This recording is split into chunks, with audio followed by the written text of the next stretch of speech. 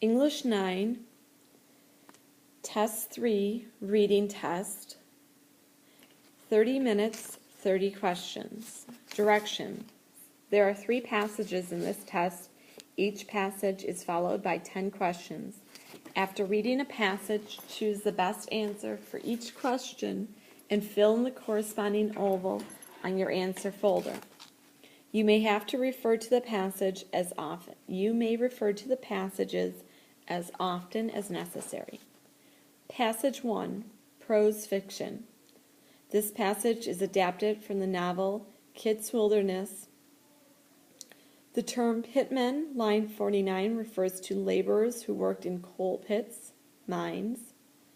Pitman descends into a mine in an elevator car called a cage, line 47. Look at this, said Grandpa.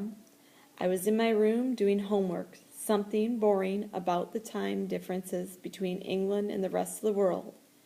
It was a chilly evening and the rain was pouring down onto the wilderness. I kept looking up from my desk, staring out. I worked out that if you traveled fast enough, you could get to where you wanted before you even started. Then Grandpa knocked on my door. He put it on my desk in front of me.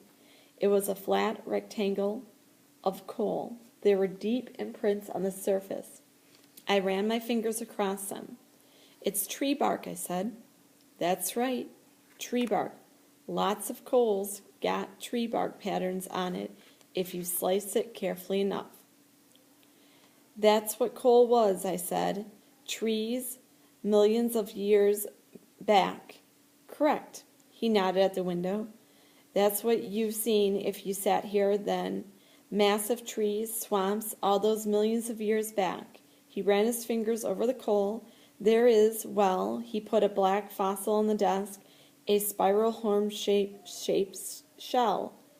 Guess, he said. Some kind of animal, something that lived at the same time as the trees. Correct. An ammonite. This is a fossil of its shell. The creature lived inside of it like a snail does or a hermit crab. This too came out of the pit, just like the tree bark. I held it in my palm. Thing is, he said, it's a creature that lived in the sea.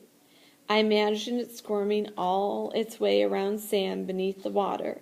The sea came in and flooded the place, and the trees fell down, and time passed, and the sea laid down the sediment that turned to rock, and the earth churned and laid down more rock, and time passed. The rock thickened and pressed down on the ancient trees and animals, and time passed and turned them all to coal. He laughed. But you know this, They told you this is at school. I nodded. He laughed again. When we dropped down in the cage, we dropped through time, millions of years a minute. Pitman, time travelers. He ran his hands across my book. Very neat, and all the right answers. I'm sure you got a long way, lad. I started out, saw the trees, the swamps, the sea flooding in, then blinked and saw the wilderness and the falling rain. Mysterious business, he said. It was the light and the heat of the sun that made those trees grow. Then they lay pitch black in the pitch black earth, and we come a long way and dig it out, and it's what we want from it. It's the heat that gave it. For this light it gave. He touched the tree bark. This stuff blackened than the blackest night, holding the heat and the light of the ancient sun in it. He moved the fossil across the desk as if it was still alive. He slid it onto my written page. This is for you, he said, and the fossil tree as well. He slid that into my page and rested it on my answers. Gifts from a time traveler, he said. He touched my shoulders, laughed gently, giving out my tales and treasures, he said. Soon there'll be nothing left to give you. I slipped my ammonite into my pocket, told myself I keep it with me always and now, a treasure from my grandfather, a gift from the deep, dark past. Number 1. Based on the passage, the narrator can best be described as A. Small and imaginative, B, energetic and darling, C, insecure and angry, or D, lazy and anxious. Number 2, the narrator's attitude towards Grandpa's stories can best be described as F, tolerant, G, impatient, H, distrustful, or J, interested. Number 3, according to the passage, which of the following events occurs first chronologically? First, A, the narrator pictures how the Annamites may have moved when it was still alive. B, Grandpa slides the fossil into the narrator's written page. C, Grandpa describes the process by which coal is formed. Or D, the narrator correctly identifies the rectangular piece of coal as tree bark.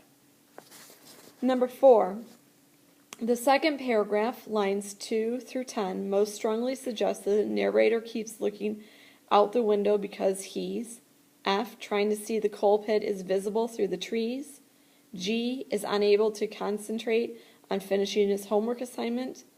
H, concerned about the threat of severe weather. J, daydreaming about Grandpa's coal mining stories. 5, according to the passage, which of the following is not true about the Annamites? A, the fossils are sometimes found in coal pits. B, their shells could be horn-shaped. C, they lived millions of years ago. D, they lived in forests. 6, why does Grandpa refer to the coal as mysterious? Line 55. F, coal appears to be unbreakable, yet it can be cut into smaller pieces. G, coal is pitch black and buried, yet contains the heat and light of the ancient sun. H, pitch black coal is difficult to find in the dark coal pits. J, Grandpa is uncertain how long it takes coal to form. 7, the passage indicates that the narrator's homework assignment is about A, Annamite behavior, B, how coal is formed, C, time difference between the countries, or D, weather patterns in England. 8, according to the passage, which of the following factors directly cause the ancient trees to fall? F, high temperatures, G, earthquakes, H, rising seas, or J, soil turning to rock. Other page, number 9. Which of the following statements best summarizes the 16th paragraph, lines 52 through 54? A, the narrator briefly visualizes the wilderness looked like millions of years ago. B, Grandpa realizes the woods are beginning to flood because of the rain. C, Grandpa loses interest in telling the narrator stories and looks out the window instead. D, the narrator wonders what the wilderness will look like after the coal has been removed. 10, the passage indicates that the narrator puts the Annamite fossils into his pocket because F, he needs to concentrate on finishing his homework. G, values a gift from Grandpa. H, believes it's worth money someday. Or J, plans on showing it to his classmates.